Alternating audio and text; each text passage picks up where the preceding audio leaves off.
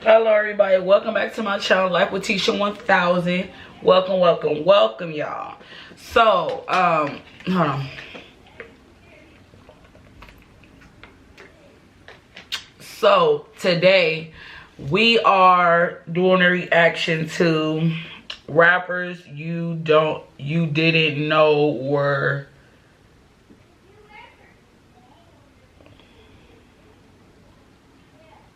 related.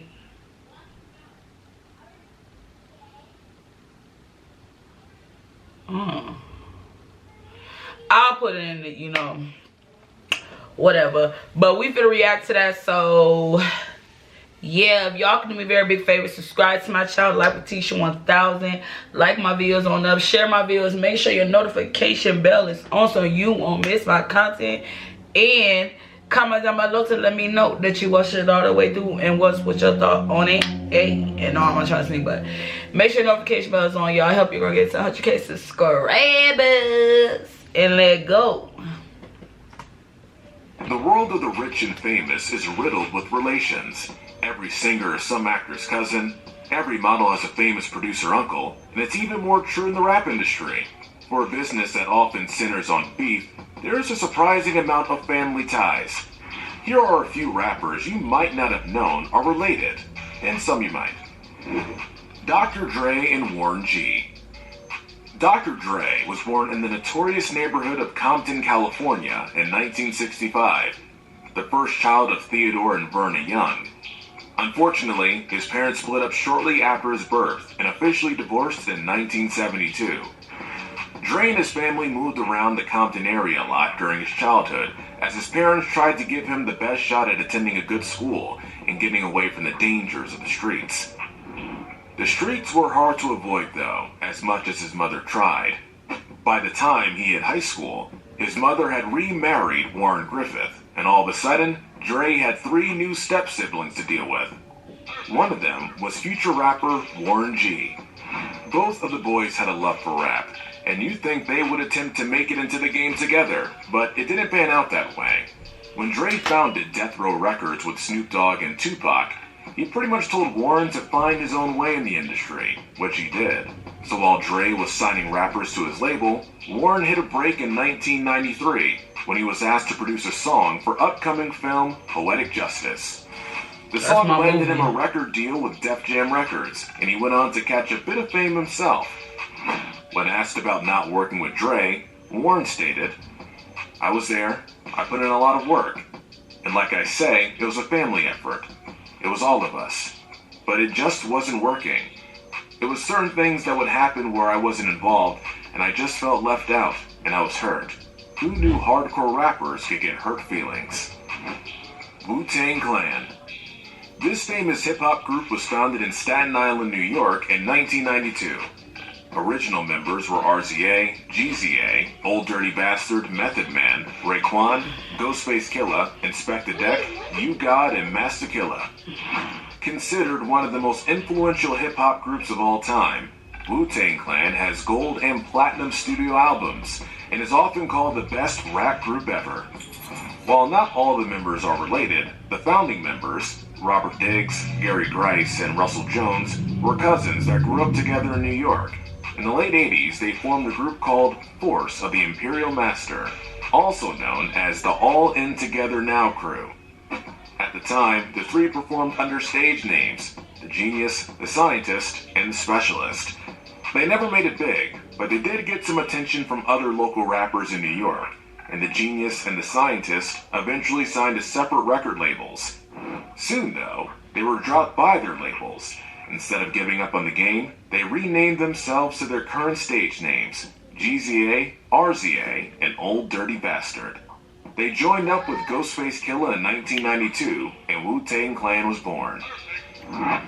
Migos. Probably the most famously related group of rappers in the game is the rap trio Migos. Originally formed in 2008, the ringleader was Quavo, born Quavious Keyate Marshall in 1991. Raised in the suburbs north of Atlanta, Georgia, Quavo made a name for himself first as a star football player at his high school. But forming the rap group in the middle of his high school career and finding a bit of fame meant that he had to drop out to pursue his musical career with a couple of relatives, Takeoff and Offset. All three boys were mostly raised by Quavo's mother in the same house. Takeoff, born Kershnik Kari Ball in 1994, is Quavo's nephew, which might sound hard to believe, given that Quavo is only 3 years older. Offset, or Kiari Kenjul Cephas, is Quavo's age and his cousin, which makes Takeoff Offset's cousin once removed, if you want to get technical. The group originally went by the name Polo Club, but after coming to their senses and realizing that this sounded more like a preppy pop group, they changed their name to Migos, which is a bit more fitting. It's short for Amigos, which is probably short for the Three Amigos, a name to celebrate the group's close relationship. The first mixtape was released in 2011, entitled Jug Season. Another mixtape followed the next year without much success, but the trio kept hustling to make their music work, and when 2013's Versace single was released, they garnered the attention of the Billboard Hot 100, sliding in by a hair at number 99. Drake later lent his remixing skills and dropped a new verse, cementing Migos as a musical family to be reckoned with. Pop Smoke and 50 Cent. Bashar Baraka Jackson, aka Pop Smoke, was born in 1999 in Brooklyn. Like other would-be rappers, he got caught up in life on the streets and started dealing drugs and getting arrested on weapons charges. It wasn't until 2018 that he began his music career after hanging out with other recording artists and rappers. His first single, Welcome to the Party, was released in April of 2019 off his debut mixtape, Meet the Woo, and grabbed the attention of Nicki Minaj and Skepta in August. In the short time before his death in February of 2020, he got pretty friendly with high-powered rapper 50 Cent. The two immediately hit it off and spurred rumors of them being distant relatives. They looked alike and even acted alike, despite the age differences.